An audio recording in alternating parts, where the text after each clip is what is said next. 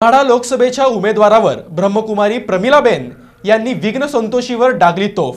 माढा लोकसभा 2019 साठी माढा मतदारसंघातून अखिल भारतीय एकता पार्टीचे अध्यक्ष संजय यादव यांनी ब्रह्मकुमारी प्रमिलाबेन यांच्या सामाजिक कार्याचा लेखाजोखा नजरेसमोर ठेवून पार्टीचे तिकीट, कार्यकर्त्यांसह प्रेस कॉन्फरन्स तथा सभा घेऊन महिला दिनी 8 मार्चला जाहीर केलं होतं।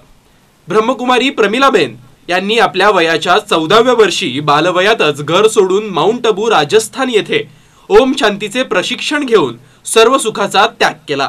काही वर्षानंतर त्यांनी ओम शांतीच्या प्रसाराबरोबरच पीडित वंचित घटकांना सोबत घेऊन समाजकार्य करीत त्यांचे जीवनमान उंचावतात, त्यांना समाजाच्या मुख्य प्रवाहात आणण्याचे काम करतात। या कार्यात वैश्य व्यवसाय करणाऱ्या तसेच निराधार महिलांच्या मुलामुलींना शिक्षणाबरोबरच स्वावलंबी बनवून त्यांचे विवाह लावून दिले।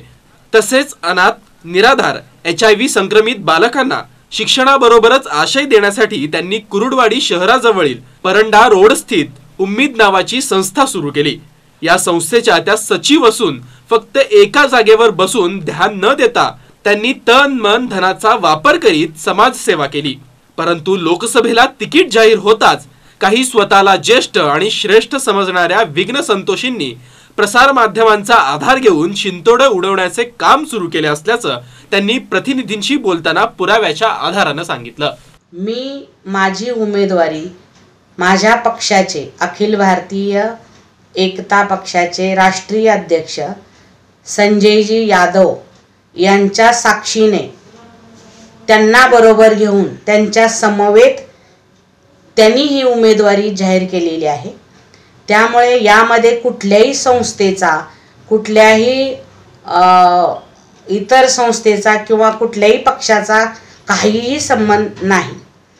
तरी सुद्धा मी जे ब्रह्मकुमारी प्रमिलाबेन हे नाव माझ्या राजपत्राप्रमाणे, महाराष्ट्र राजपत्राप्रमाणे 2005 मध्ये बदलून घेतलेलं आहे आणि ते लोकशाहीला मान्य असल्यामुळे माझं नाव 2005 मध्येच ब्रह्मकुमारी प्रमिला या नावाने बदल केलेला आहे। त्यामुळे कोणालाही कसलाही ऑब्जेक्शन घ्यायचा काही प्रश्नच येत नाही।